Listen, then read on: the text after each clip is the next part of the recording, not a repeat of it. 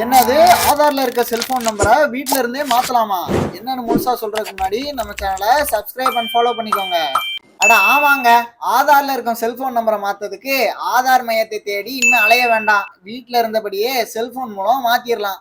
இந்திய தனித்துவ அடையாள ஆணையம் ஆதார் என்ற புதிய செயலியை கடந்த சில நாட்களுக்கு முன்னாடி அறிமுகம் செஞ்சாங்க.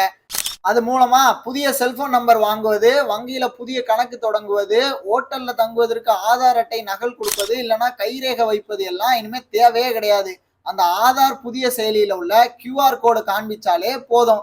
இல்லைன்னா அவங்க காட்டும் QR கோடை ஸ்கேன் செஞ்சாலே போதும். அது மூலமா நம்மளோட ஆதார் உறுதி செய்யப்படும். இந்த டிஜிட்டல் முறையால நமது ஆதார் எண்ணையோ முகவரியோ அவங்களால பார்க்க முடியாது. இப்போ அந்த செயலியில முதல் கட்டமா செல்போன் நம்பர் மாற்றும் வசதி நடைமுறைக்கு வந்திருக்கு.